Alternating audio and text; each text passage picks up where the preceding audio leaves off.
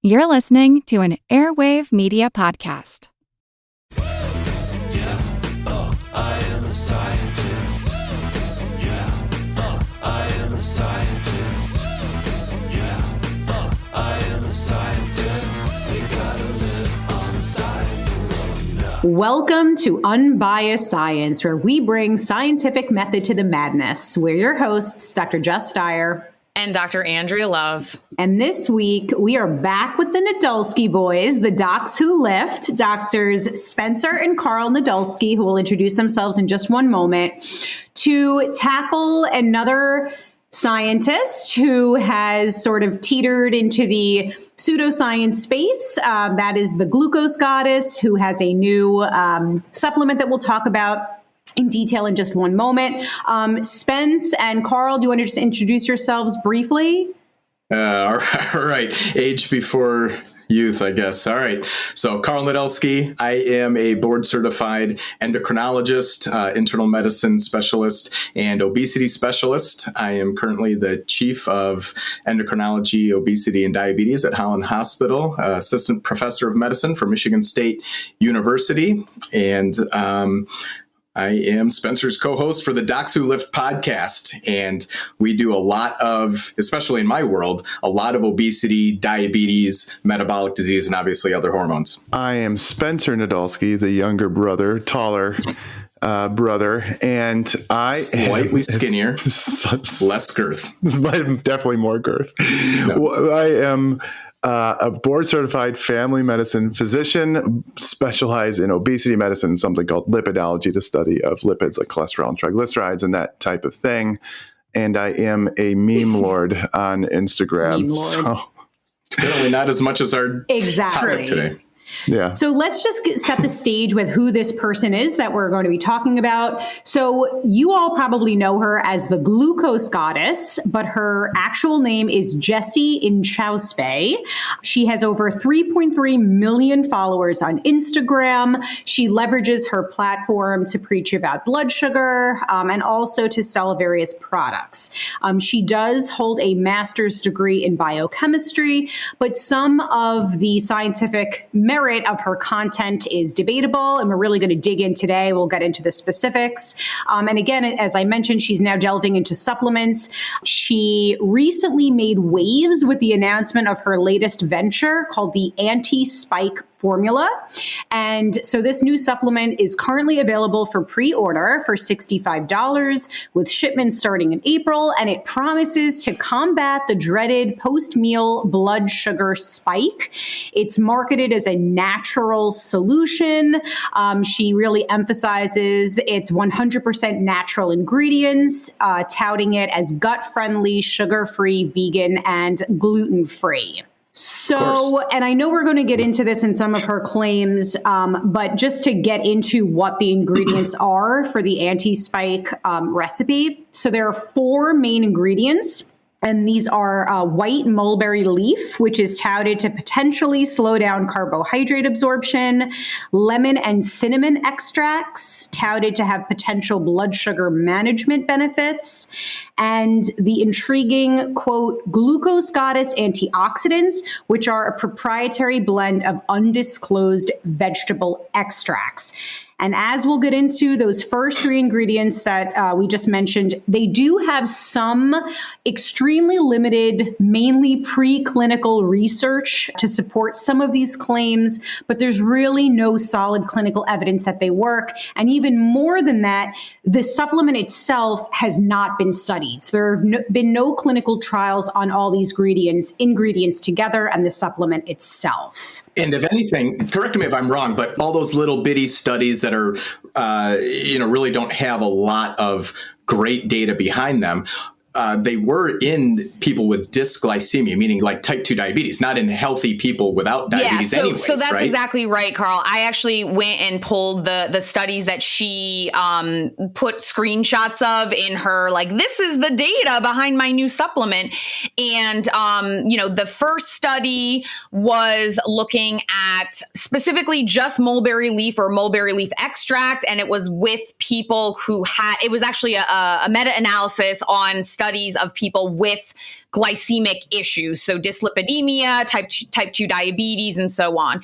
The second study she cited was solely for individuals with type 2 diabetes, and it was a randomized controlled crossover trial, but it wasn't just mulberry leaf extract. It also included other things, and especially fiber, which we know is very important for regulating digestion and blood sugar. And that trial only had 30 people. So very, very small to begin with. And then the last study she cites was funded and conducted by the company that produces Sugarcoats, which is the specific brand of mulberry extract that she's putting in her anti-spike pill.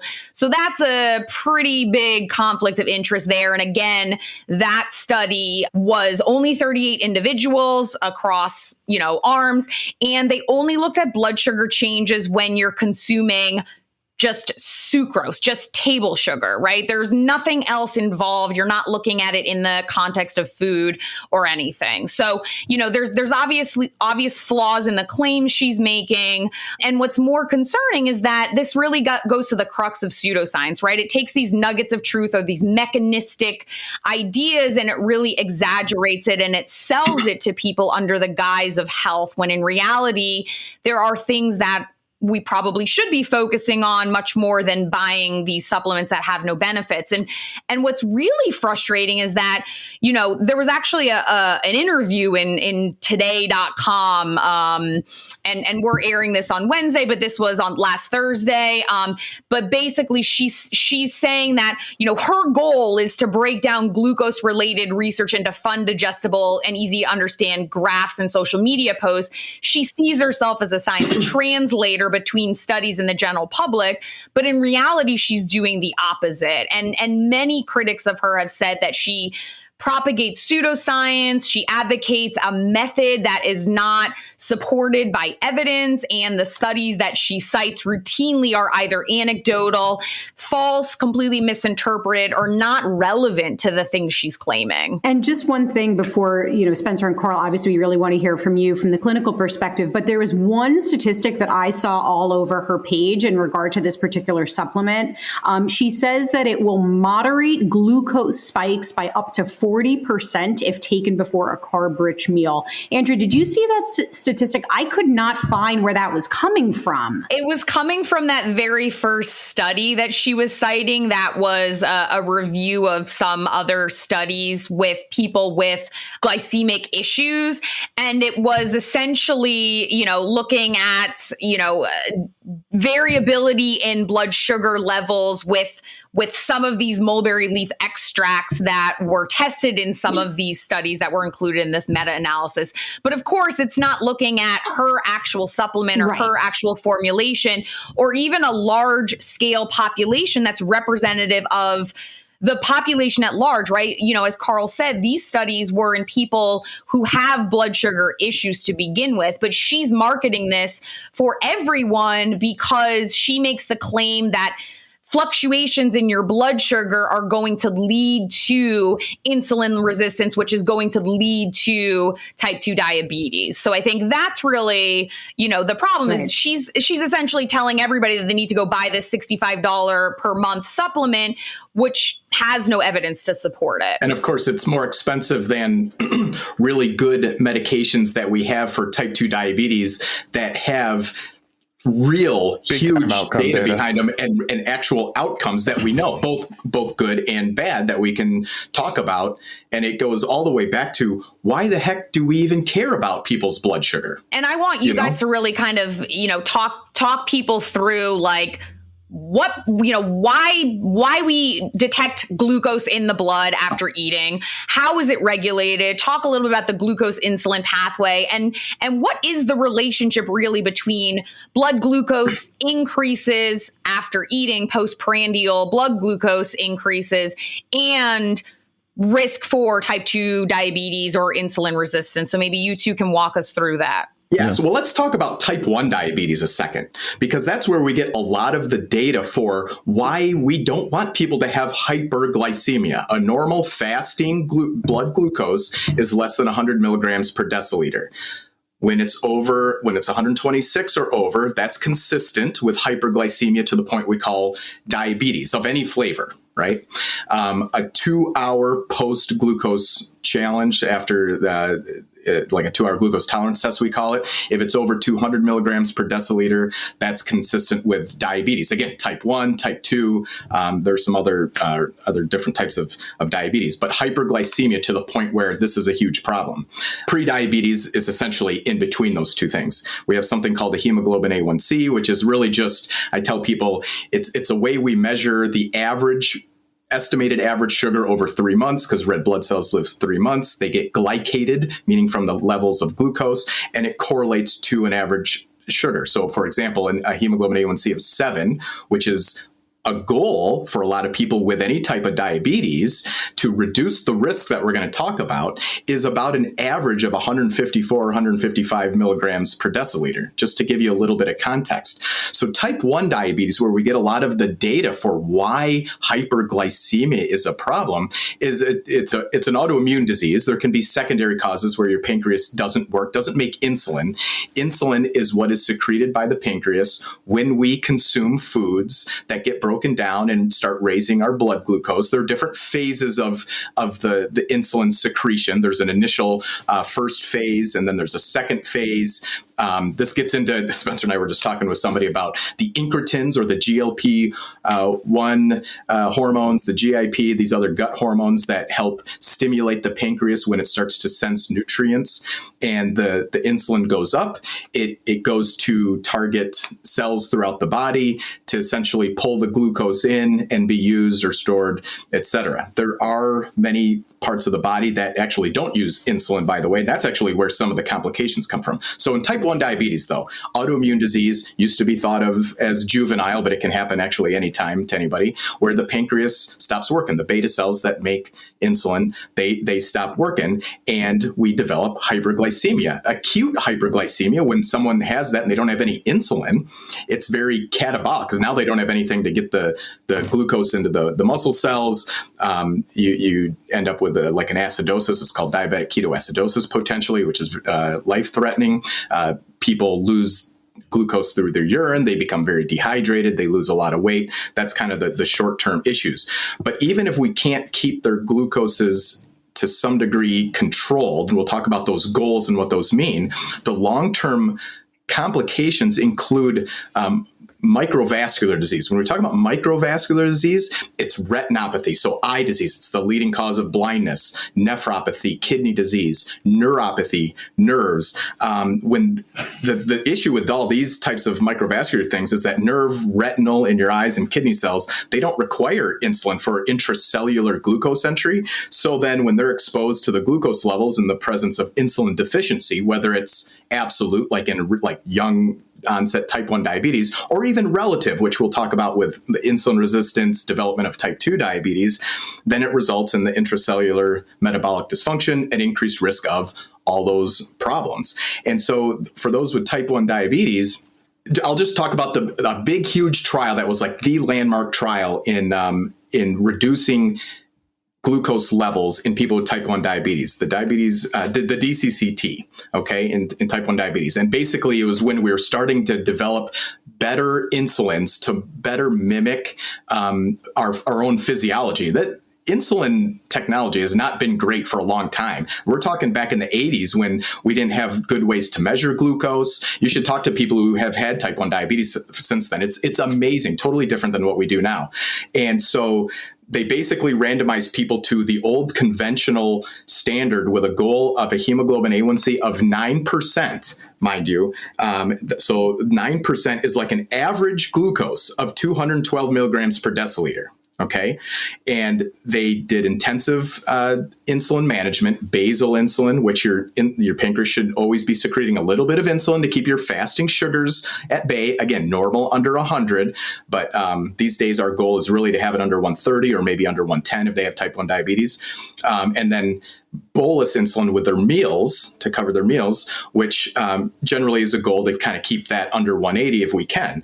And the A1C goal for that intensive therapy was 7%. So they reduced the average A1C from 9, an average of 212 sugar to basically 155. Okay. And they reduced the rates over 7 years of complications, 50 to 75%. And then everyone got intensive therapy because this was a huge deal. It's like, oh, okay, we got to keep people's sugars better. Right. And then everyone got randomized or changed to the more intensive therapy, which is similar to what we do now. We do way better now, by the way, than we even did back when this trial came out. And there was this thing called the legacy effect. So people still had residual benefits down the road from that first 6.5 years of intensive therapy. And then after a really, really, really long time follow-up, like 27 years, there were also what we call macrovascular benefits, heart disease, like reducing heart attacks, et cetera. But there are other things that go along with diabetes. They also had some of that kidney disease, and they had protein in the urine that was correlated to cardiovascular detriment in addition to the hemoglobin A1C. And the mortality, the death benefit was there, but it was actually pretty modest. It was barely statistically significant. And this is after 30 years. So the intensive therapy group getting the A1C down to 7% early on and then continuing on, it ultimately resulted in a mortality, meaning death rate, similar to a relatively healthy non-diabetic population. So from those data, we know that getting A1Cs, average sugars, from down to 155 is really good. That's where you get the most bang for your buck. We can try to get some people, especially younger, healthy people, down to an A1C of 6.5 if they have type 1 diabetes with insulin, as long as we don't cause hypoglycemia and other problems, and you get a little bit more benefit. You go down to 6, there's a little bit of benefit. The absolute benefit is not really there. The relative benefit is still there, right? So that's a statistical thing, but the absolute benefit just starts to become minimal and the risks become more. And so it's one of those point of limiting returns, right? And so that's why we don't push people with type 1 diabetes to really, really low levels. Now I'm jumping around, but with our really, really good technology now, we can do a little bit better than that because we can do it safely. But it just goes to show you that that's long time average, significant hyperglycemia, not just these little bitty healthy person average glucose excursions that go maybe up to 140, because 99% of the time, healthy people without any insulin resistance or type 1 diabetes, even with ice cream or some sugar that she talks about, our sugars aren't going to go up and stay up long enough to probably really cause any problems that are an issue anyhow. So that's a type 1 diabetes study, and that took a long time, more than I thought. So what you're saying is that a lot of the kind of premise or the false premise that's being used is looking at people who don't have a normally functioning pancreas. They're not able to actually control their blood sugars by secreting insulin, which promotes the uptake and the utilization of it. And they're seeing these complications as a result of this extended, long-term, excessively high blood sugar, which is not what's going to happen with people who have normal functioning pancreas and normal insulin signaling. And there's something to some of the real short-term things that happen when we have really high glucose spikes, which is where I know a lot of these people like to cherry pick some of that concept. But again, we're talking about big picture stuff. And this also happens in type 2 diabetes. So just to quickly go through, type 2 diabetes, it's really a disease of obesity, technically, where we carry an energy balance where we have excess adipose tissue. Our healthy adipose tissue cells don't work that well. We start to develop more visceral obesity, meaning we get adipose tissue in our gut, in our liver, and in our pancreas. That whole thing basically leads to insulin resistance. Our healthy fat cells aren't working. We have more inflammation. That's, obesity, metabolic syndrome, heart disease stuff also. And the adipose, the triglyceride that gets into the muscles and the liver, and then the pancreas can't keep up with those insulin demands. That's when you start to lose those phases of insulin I talked about, and a relative insulin deficiency and hyperglycemia. We have studies for type 2 diabetes going way back before we had some of these really, really good medications using metformin, which helps muscle and liver use sugar better, a little bit of weight loss benefits, but also using things called sulfonylureas, where they just stimulate the pancreas to make more insulin, and also just using insulin. And those trials going back to the 80s and 90s, the UKPDS, the Accord Advance and VADT in the high cardiovascular risk people do also show same sort of thing. When we get A1Cs from 9 to 7 or from 8 to 7, a more intensive therapy, we have microvascular benefits kind of across the board, and they're enduring. Now, the problems come into those big cardiovascular outcome trials where those people who were given metformin seem to have some benefit for sure. But the people who were given a lot of insulin, there were some concerns of hypoglycemia and maybe higher death rate actually in one arm of the intensive arm of the one called Accord, if anybody wants to nerd out and look that stuff up. So there was really, the brakes were put on intensive glycemic control in people with long-standing type 2 diabetes at high cardiovascular risk. And then the concept of, well, how are we getting these sugars down? So another medication that has a lot of theoretical good benefits in lipid metabolism called rosiglitazone was one of the medications used in these trials where there were some signals for, heart attack reduction, all that stuff, but then higher mortality, for example, in some of them that really, raised those concerns, leading to what we now have are these huge mega numbers of people, high cardiovascular risk studies to see not only are we making sugars better, losing weight, et cetera, but are we actually getting health outcomes, cardiovascular outcomes? So rosiglitazone turned out not to be so good. Using insulin intensely just to have better sugars in people with type 2 diabetes, maybe not so good. Type 1 diabetes, it's different. It's a complete deficiency, but we can't have hypoglycemia and some of these other problems. And then, and actually the other glitazone, TZD, called pioglitazone, actually probably has more of the benefits, with some caveats too, though. All things have side effects. And when we talk about supplements, if they are doing anything, it means they are actually medicine. Right. So they're medicinal. So these itty bitty little studies that look like they have some benefits, they might be great. Cinnamon, probably great. There's enough data on cinnamon to say, well, at least it's safe. And if people want to put it in their oatmeal, right, great. Although she might say not to eat oatmeal because you might get a little bit of a glucose spike, when in reality, type 2 diabetes, by the way, we got to treat the underlying root issue of the obesity to prevent the downstream hyperglycemia and all the problems. You actually brought up a really good point, right? Because you made the point of, with type 1 diabetes, which is an autoimmune disorder, you don't have a functioning pancreas, you're not producing insulin, you're not able to regulate your blood sugar whatsoever. But in type 2 diabetes, sometimes overuse of insulin or use of insulin in a very intense manner, it's controlling the blood sugar, but it's not improving health outcomes. And that really underlies the fact that there's a lot more to health than just what your blood sugar levels, especially when you do have a functioning pancreas. So Spencer, maybe you can kind of walk through, like, okay, in a healthy person, what should we expect postprandially? What is normal blood glucose extrusion? Why is this not something that people need to be concerned about? The real question is, do little glucose spikes, depending on if you eat an apple versus you eat a cheese stick or whatever, or anything like that, do these glucose excursions matter when you don't have the underlying pathophysiology or pathology? Like type 1 diabetes, obviously you're not making insulin. Type 2 diabetes, it's not the glucose spike per se, it's the underlying pathology of what my brother was talking about, the insulin resistance. So in a normal person, again, we've talked about, we've had a few CGM with podcasts. You, in fact, right? Yeah, and we'll get there again. You expect if you eat some sort of form of carbohydrate that breaks down into glucose, and most things do, unless you're somehow getting the fructose of just pure fructose. I don't know how you're going to get that, but most carbohydrate containing foods are going to contain either starch that gets broken down into glucose or pure glucose itself, and you're going to see some sort of spike. And you can see it on the glucose goddesses, her little graphs and things like that. And you can do it yourself for the CGMs, and we'll talk about, potential risks of this. But in general, you see, and my brother talked about it, you can do like a standardized 75 grams of glucose, and you can watch the blood sugars over time. And, if they remain elevated over 2 hours at over 200, you have type 2 diabetes, and then 140 milligrams per deciliter. If it's over that at 2 hours, you have what's called pre-diabetes.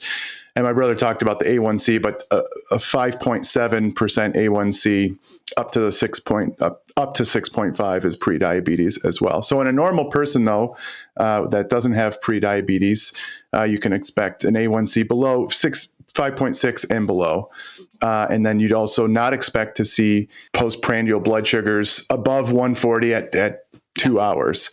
But in general, if people that wear CGMs, you'll see like this kind of little blip. And I've had some other blips when I tried to eat a ton of brownies, like at one time. But in general, it's normal to see these glucose excursions. So the real question is, should we even be worrying about this? We had a whole podcast ourselves with Dr. Guess, and she's a really smart RD PhD, and she goes over it in quite detail in some of her articles about like this may be pathologizing. Yes. It makes you worried about just glucose spikes in normal healthy people. It's normal. Like it's normal to have glucose spikes. You should, because what it means is that your body is extracting the energy from the food you just ate, and then your blood sugar goes up, and then your pancreas works and secretes insulin, and then your blood sugar goes down, and you have this negative feedback loop that is very tightly regulated in people that have functioning pancreases. And so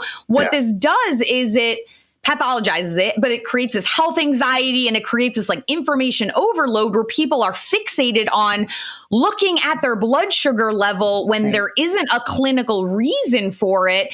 When in reality, there are a lot of other things that are going to lead to, health outcomes and all of these sorts of things. Yeah, I would be more worried about the underlying pathophysiology. I would be worried about like if the CGM or your blood sugars, it kind of shows patterns of insulin resistance. You don't need a CGM to really find those types of things, though. We already know we should probably be physically active. We should get good amounts of sleep. We should probably be as lean as we can as possible. So these little what they're trying to insinuate, and I know this because I'm in this realm, is that these glucose spikes will then cause insulin resistance. And I don't know her specifically. She said that, but I know many people. So basically, and that's you know what? I thought that when I was going through med school, and I didn't quite understand and grasp the whole thing. I didn't. And that's what kind of drove me down into learning more about type 2 diabetes as an obesity driven, adiposity based insulin resistant disease, and how treating the obesity is what treats it. So when not the glucose spikes. You can do it with a low fat, high carb diet, low carb, high fat, all the different things. It doesn't matter what your glucose spikes are. And when you actually look at the evidence, there is no robust evidence that there's a causal link between the number of glucose extrusions, the severity of them, and risk for developing type 2 diabetes. So the underlying it's the obesity. Yeah, the underlying pathophysiology of type 2 diabetes and insulin resistance is energy excess. Yeah. And genetics and how that energy excess ends up, affecting individuals. Where you store it. So because people could eat mostly carbohydrates in a lower calorie manner, and they're not going to develop type 2 diabetes or insulin resistance. It's not going to happen. We're talking about kind of like the pathologizing of these sorts of like excess like health monitoring and supplements and things like that. And I think, I want to talk about the continuous glucose monitors in just a second. But I think, one thing that people often are like, and I was reading some of the comments because there were some very valid critiques of her supplement about how there haven't been clinical studies, that there's no evidence that normal people, you should have these fluctuations in blood sugar. This is a normal process and it's regulated by your body. Your body's really great at sensing and regulating these things. And that she's kind of promoting this disordered behavior, this disordered eating. And the bigger problem is that platforming this type of pseudoscience really is linked to belief in medical conspiracism and rejection of evidence-based science. And we see that there was a study in JAMA back in 2014, and they find that there's a direct kind of relationship between number of medical conspiracies respondents agreed with. And these are things from vaccines are harmful to they include microchips to pesticides are poisoning us to, sunscreen causes skin cancer, all of these things. But as people believe more and more of those, they also, a higher proportion of them use herbal supplements. They, stop going to the doctor to get preventative physicals. They stop getting their flu shots. They stop using sunscreen. They stop visiting the dentist. So it's beyond just, oh, she's selling a supplement. If you don't believe in it, don't buy it. It's really, it's fomenting this environment of medical conspiracies being, aligning with this herbal supplement industry. After our Andrew Huberman podcast, there are people saying like, what's the harm? What's the, and we talked about this in the podcast, and he's an overall net positive. And I would say, how do you know that? It could be an overall net negative just by the many flu shots that just got avoided. And so with this, you think, what's the harm? So if people start, looking at their blood sugars more, the harm is a high amount of anxiety, not eating foods that are pretty healthful for you despite higher glycemic excursions. That's the harm. The harm. Do you know how much anxiety? Like I got anxiety when I got an A1C that was 5.6 one time. I got a glucometer. I was like, what the hell's going on? And then I tested it again. It was like 5.2. I was like, what? And I got a these things are not perfect. And I got a CGM, and one time it was faulty, and I was like, oh, I have type 2 diabetes. That's it. It went up to 200. The rep called me down. Let me get you a replacement from. I guess I'll probably get sued if I say the name of it, but it's one of the most popular CGMs out there. Mm-hmm. So and I got a replacement. It's like, oh, okay, it's fine. I did try to stress test it with brownies and pizza, and I saw it go up, and then it went right back down. And it doesn't in normal eating. It was completely fine. So the pathology, there's a lot of anxiety, and then also people don't think about the harm to their wallets, and we don't know like these supplements. So I was just looking at they might have side effects. The mulberry extract. I did see there was a normal glycemic healthy population. They did do a study, and there's probably some effects. We have these alpha glucosidase inhibitors. It inhibits the breakdown of starch in our guts, and so you don't absorb it. It goes through you. So when you're thinking about these supplements, though, so you think about proprietary blends and all these different things. And this is why we had a supplement called glycosolf. So we were glucose gods in the day, but we went broke because we're not quacks. We didn't make it proprietary. It was berberine was in it, and this I don't know if she has berberine in the. Not in this one, but it's probably coming. It's probably coming. So anyway, the reason we stopped doing it because we couldn't recommend it over medications, guideline directed medicated that are really good, that have great data, and we know the safety. So you look at these small studies that she's putting together and then combine them all. You can't just you just said something really important. It's the number one question that we have to ask anytime you're reading a study is, oh, she's saying these things are great compared to what? Because these things, first of all, there have been no studies about the supplement, and there have been no head-to-head studies with the supplement versus actual, as you just said, clinically backed recommendations. And the other thing is something that really pisses Andrea and me off quite a bit is this appeal to nature fallacy. And the glucose goddess is really leaning into it with the whole all natural thing that, we know that herbal extracts can have very serious adverse effects on people. There could be dangerous drug interactions. Exactly. They're unregulated. They're unregulated. They can cause acute liver and kidney toxicity.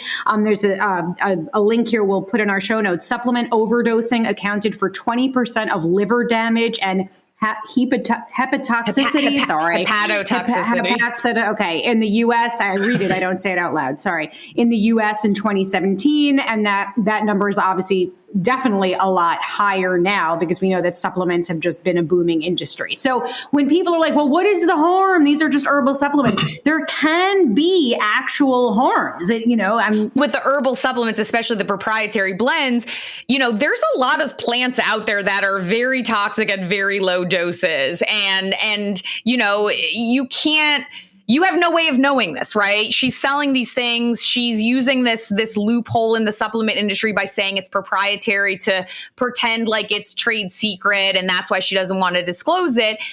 But then you have literally no idea of what you're putting into your body. And it's very confounding that the people that are so, resistant to FDA approved regulated medications that have safety and efficacy data, and they always harp on ingredients, are perfectly fine consuming things that have no visibility into the ingredients. Well, that gets to my point, Spencer, is that then we have real people with actual disease who might be falling for this, right? So they might have real obesity, real prediabetes metabolic syndrome, or real type 2 diabetes who are then going, oh yeah, I need to do what Glucose Goddess is saying, which if they followed her dietary advice wouldn't be wrong. We've talked about this offline. It's pretty good actually. But it's the same thing everyone says. It's very, very reasonable. But then if they choose that over medications that we now have that do lower glucose for real in true diabetes or prediabetes, hyperglycemia, prevent diabetes, doing the right nutrition exercise for the weight reduction, and have the microvascular, the macrovascular outcome benefits that we were just talking about, that's huge harm. Yeah. Yeah, I would say that, I'm trying to think of how I would approach if I were her and how I would do a business.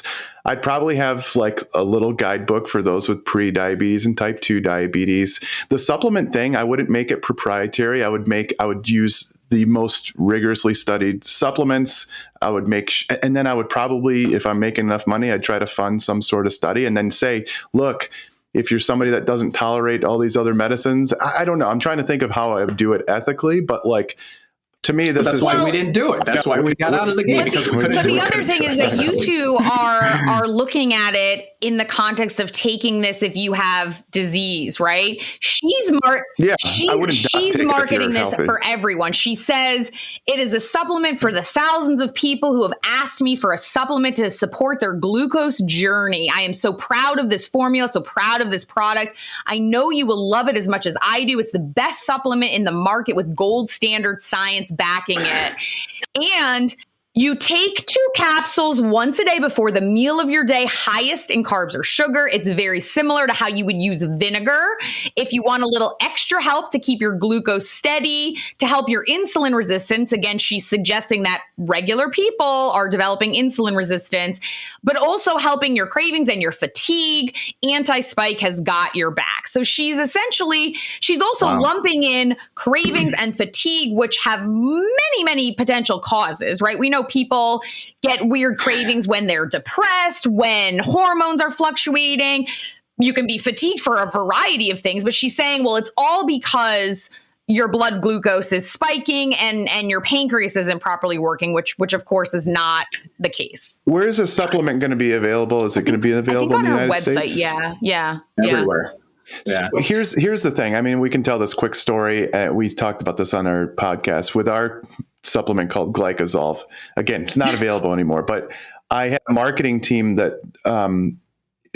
basically I gave them the studies of here's pure berberine, 500 milligrams, 97 or 98% pure. Here are the studies. And they came up with these claims of lowers blood sugar by XYZ and those with type 2. It was very but you're not allowed to make claims like this on supplements. Yes. It's the FDA regulates that. So we got an FDA letter. It was addressed to me. Dr. Tro loves to share it. People love to bring it up because I'm very honest about it. I'm I didn't know what I was doing. I didn't realize I didn't know what was going on. But the claims that you're discussing reduces fatigue, the greatest supplement out there.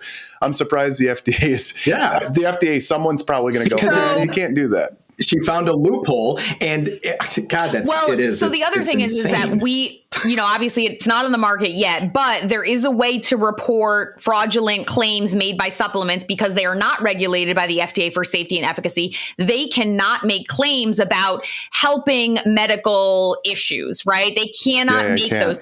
And there is an HHS reporting platform that you can use. It's how, what was that company that just got banned? The one that was all over MSNBC, Balance of Nature. Wow. They were doing the same thing. They were saying it cured COVID and it did all this. So if you make, but the problem is that the FDA can't step in until after the product's on the shelf. So it requires people to file these claims that they are making false statements about benefits because supplements are not regulated as medications, so they cannot make those claims. You know what I find ironic about this whole thing? So aren't she and Peter Attia kind of buddies or something? Because they both like over exaggerate the CGM and claims. Mark Hyman as well. Oh yeah, Mark Hyman. That's right. Well, so he's the one that tells everyone, even healthy people, to take metformin for longevity, which has zero data for it. And so now we have these to me, these two sort of discordant extremes. Like metformin is a very good medication, has a lot of efficacy and safety data for people with type 2 diabetes, even pre-diabetes, diabetes prevention, bringing glucose levels down. Like I said, preventing microvascular complications, probably having some overall, heart and mortality benefits with it too. But that's for people with diabetes, mind you. So people without any diabetes, I still would never tell anybody I don't take it, and it's cheap, and we have a ton of efficacy and safety data, let alone some random supplement that has a few people in a couple of studies that helps maybe minimize prandial excursions, and we have zero long-term data for it.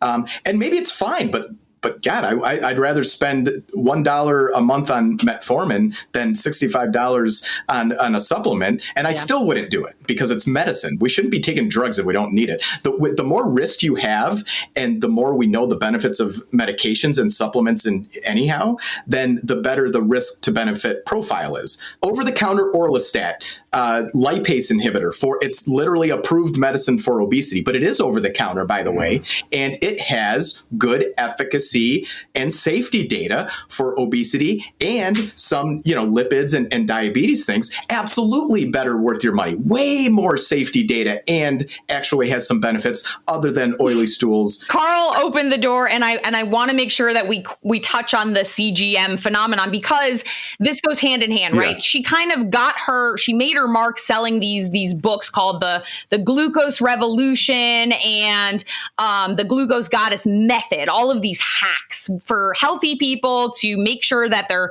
blood sugar is never changing, which we know is absurd, and it should change.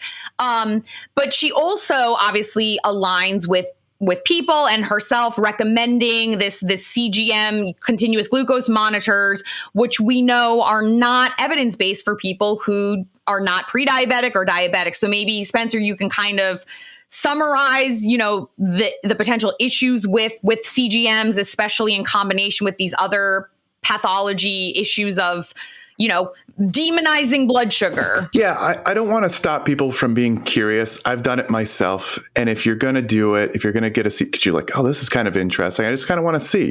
If you're going to do it, make sure you have somebody that you're working with that helps you understand things like exercise, just blueberries, whatever. These things can spike your glucose. And if you just kind of blindly follow someone who says glucose spikes are bad for you, it will cause anxiety. So if you're just going to do it, because I know people are probably listening, like, I want to try it. I just kind of want to try it. I want to see what it's like. Make sure you have just the proper guidance of doing it. Otherwise, I would strongly not recommend doing it if you don't have anybody to help you coach you through it, who understands it, by the way, not just somebody who's a trustworthy person, not the low carb zealots, because they're going to tell you to eat bacon instead of a banana. Yeah, no, that's what we always bring up, the bacon instead of blueberries. Like, imagine the bacon's not going to spike your blood sugar afterwards, but a cup of blueberries, a couple cups of blueberries will. So you can also just eat a stick of butter. It's not going to do anything to your sugar. Yeah. So honestly, I would, if you're healthy, you've never had blood sugar problems, I probably wouldn't do it. We already know the things that are going to be healthful for you: staying lean as much as possible, having a good dietary pattern, regardless of if there's fruit and other carbohydrate containing foods in their physical activity, and sleep. And I wouldn't. And if you do use a CGM, I wouldn't start taking extra supplements just to kind of blunt the spikes of your blood sugars. Again, unless you're talking to a doctor who says, yeah, it looks like you have some insulin resistance. And in which case I would use FDA approved medicines instead. And And I think, you raised a great point there, which is, if you're wearing it because you're simply curious, that's one thing. But I think nowadays people are getting to this habit of wearing it and using it to inform the decisions they make about the foods they're eating and the behaviors they're doing. And we know that avoiding some of these very nutrient dense and fibrous foods that will lead to a perfectly normal and expected increase in blood sugar can lead to other health impacts, right? We've talked about fiber and how it's really important in preventing gastrointestinal diseases and cancers. And, we are seeing rises in certain types of cancers. So, we don't know if that's a link, but again, it's not, blood glucose is not the only thing that informs your health. And there's really no evidence that healthy people need to be monitoring this. There was a small study that looked at healthy people without diabetes, and they found that 96% of the time, all of those people were within the 80 to 140 milligram per deciliter range every time they looked at a reading. And that's the study in healthy people on CGM to show what is kind of normal and healthy. Only 2% of the time which is 30 minutes a day, did people spend over 140, mind you. And does that even matter? I don't know. No, and that little bit, maybe, but that little bit is not much. Exactly. And like you said, there are other things, even in, by the way, type 2 diabetes, type 1 diabetes, who we treat all day long in endocrinology and cardiology and stuff. We are trying to not be what we call glucose centric. There is so much more to health than just their glucose levels. Like I just said, we can get only so much bang for the buck by getting their average sugars down and preventing those complications, but we don't want to cause other harm just to do it. And we got to think much more holistically. For example, someone with heart disease and kidney disease, they might have an A1C of 6, but they should actually be on some of these medications like a GLP-1 receptor agonist and SGLT2 inhibitors to reduce the risk of heart disease and kidney disease later on. And not mulberry extract. And not mulberry extract. But yes, their sugars will get even better, and they'll have normal sugars now. That's great. I think that's the perfect point to wrap up on, right? If you have complex health issues, history, concerns, you shouldn't be taking the advice of someone who's selling a supplement on social media and is making claims that are outside the scope of what data are saying and not factoring in the very complex relationship that we have with our bodies and beyond simply looking at blood glucose. So thank you, Nadolsky boys, for joining us. This was a really, really thorough discussion, I think. Hopefully, it will alleviate some of the questions and concerns that folks had about Glucose Goddess and this new anti-spike supplement.